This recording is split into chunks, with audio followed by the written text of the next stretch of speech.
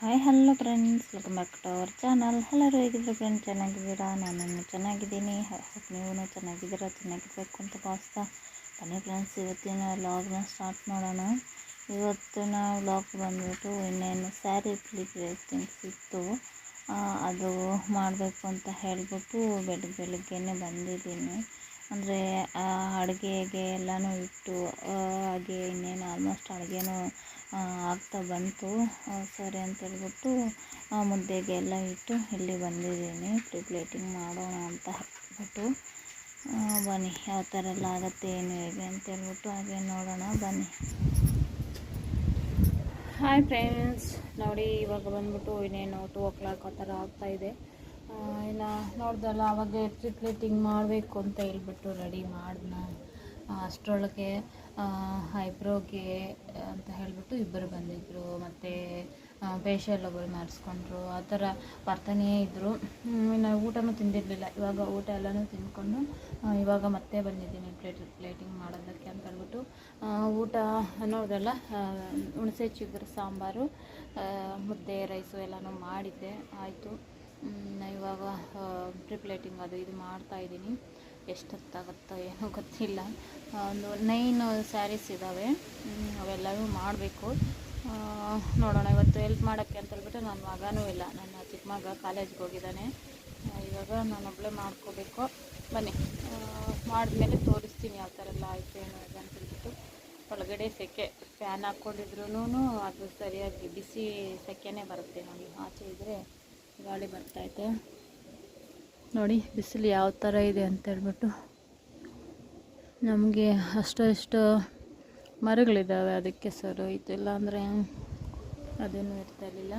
ಇನ್ನು ಬನ್ನಿ, ಇವಾಗ ಹೋಗಿ ಪ್ಲೇಟಿಂಗ್ ಮಾಡೋಣ. ಇನ್ನು ನಮ್ಮ ಅಮ್ಮ ಅಪ್ಪ ಎಲ್ಲನೂ ಮೇಲ್ಗಡೆ ಇದ್ದಾರೆ, ಟಿ ವಿ ನೋಡಿಕೊಂಡು ಹಾಗೆ ಕಡಲೆಕಾಯಿ ಆಡಿದ್ವು, ಅದನ್ನು ಸುಲ್ಕೊಳ್ತಾ ಇದ್ದಾರೆ. ಹೀಗೆ ನಾನು ಬಂದೆ, ಒಂದು ಮಾಡಿದೆ, ಒಂದೇನು ನೋಡಿ ಇದೊಂದು ಮಾಡಿದ್ದೀನಿ. ಅದು ಮಾಡಿದೆ, ಮತ್ತು ಇದನ್ನು ಈ ಥರ ಎಲ್ಲನೂ ಇಟ್ಟು ಹೋದೆ. ಅಷ್ಟರಲ್ಲಿ ಬಂದರು ಐಬ್ರೋಗೆ ಅಂತೇಳ್ಬಿಟ್ಟು. ಅವು ಒಬ್ರಿಗೆ ಒಳಗಡೆ ಇನ್ನೊಬ್ಬರು ಹಾಗೆ ಸರೋಯ್ತು. ಮತ್ತು ಫೇಶಿಯಲ್ಲು ಅಂತ ಹೇಳ್ಕೊಂಡು ಇವಾಗ ಬಂದಿದ್ದೀನಿ ನೋಡಿ ಫ್ರೆಂಡ್ಸ್. ನಾನು ಅದು ಇದು ಏನು ಪ್ಲೇಟಿಂಗ್ ಮಾಡೋಕ್ಕೆ ಟೈಮೇ ಸಿಗ್ತಾಯಿಲ್ಲ. ಇವಾಗ ಮತ್ತೆ ಯಾರೋ ಫೇಶಿಯಲ್ಗೆ ಬರ್ತೀವಿ ಅಂತ ಹೇಳಿಬಿಟ್ಟು ಫೋನ್ ಮಾಡಿದರು, ಅದಕ್ಕೆ ಮತ್ತೆ ಬಂದೆ. ಏನು ಮಾಡೋದು, ಹೀಗೆ ಆಗೋಗ್ತೈತೆ.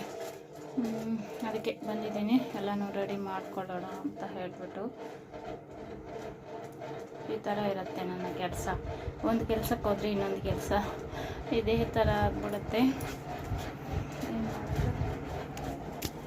ನಾವು ಇದು ಪ್ಲೇಟಿಂಗ್ಸು, ಮತ್ತು ನೆನ್ನೆ ಒಂದು ಡ್ರೆಸ್ನ ಕಟ್ ಮಾಡಿದೆ, ಅದು ಸ್ಟಿಚ್ ಮಾಡಬೇಕಾಗಿತ್ತು. ಇವಾಗನೂ ಬಂದಿದ್ರು, ಇದು ನಾಳೆ ಸಾಯಂಕಾಲ ಕೊಡಬೇಕು ಅಂತ. ಇದು ಬಂದ್ಬಿಟ್ಟು ಫ್ರಾಕು, ನೆನ್ನೆ ಕೊಟ್ಟಿದ್ದಂಥದ್ದು, ನೆನ್ನೆ ಸಾಯಂಕಾಲ ಫ್ರಾಕ್ ಸ್ಟಿಚ್ ಮಾಡೋದು, ಅದೇನೋ ಸಂಡೇ ಕೊಡೋದು. ಅದು ಒಂದು ಇದೆ, ಏನು ಮಾಡೋಕ್ಕಾಗಲ್ಲ.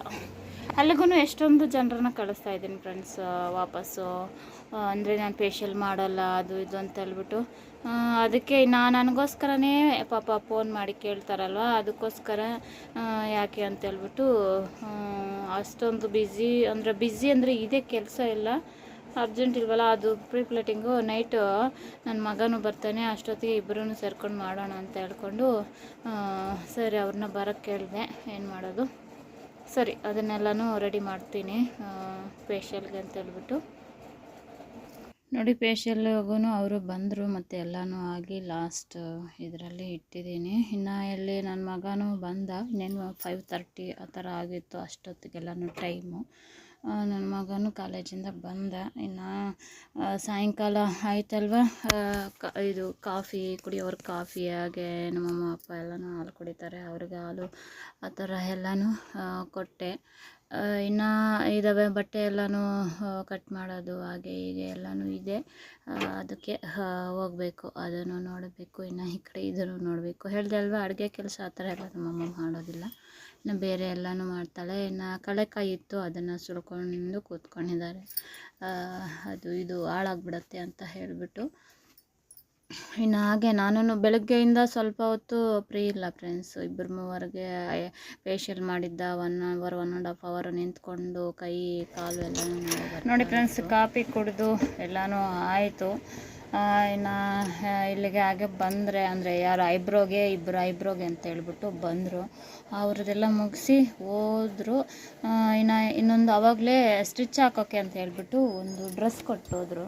ಇನ್ನು ಅವರು ಬಂದುಬಿಡ್ತಾರೆ. ಆಲ್ರೆಡಿ ಇನ್ನೊಬ್ಬರು ಬಂದರು. ಇನ್ನು ಇದನ್ನು ಸ್ಟಿಚ್ ಮಾಡಿಬಿಟ್ಟು ಹೋಗಿ ಮುದ್ದೆ ರೈಸು ಮಾಡಬೇಕು. ಇನ್ನು ನಮ್ಮಪ್ಪ ಚಪಾತಿ ಆ ಥರ ತಿನ್ನೋದಿಲ್ವಲ್ಲ, ಹೇಗಿದ್ದರೂ ಮುದ್ದೆನೂ ಮಾಡಬೇಕು, ರೈಸು ಮಾಡಬೇಕು, ಮತ್ತು ಚಪಾತಿ ಅದು ಇದು ಅಂದರೆ ಕಷ್ಟ ಅಂತ ಹೇಳ್ಬಿಟ್ಟು 3 ಮಾಡಬೇಕಾಗತ್ತೆ. ಅದಕ್ಕೆ ಯಾವಾಗಲೂ ಮುದ್ದೆನೇ ಮಾಡಿಬಿಡ್ತಾಯಿದ್ದೀನಿ. ಇಲ್ಲಾಂದರೆ ನನ್ನ ಮಗನಿಗೂ ನಮ್ಮವ್ರಿಗೂ ಚಪಾತಿ ಮಾಡಿದ್ದಿದ್ರೆ ಸರೋಗ್ತಾಯಿತ್ತು. ಇನ್ನು ನೋಡೋಣ, ಹುಣಸೆ ಸಿಗರೆ ಸಾಂಬಾರಿದೆ ಹಾಗೆ, ಅದಕ್ಕೇ ಮುದ್ದೆ ರೈಸು ಮಾಡ್ತೀನಿ. ಇವಾಗ ಇದನ್ನು ಸ್ಟಿಚ್ ಮಾಡಿ ಹೋಗಬೇಕು.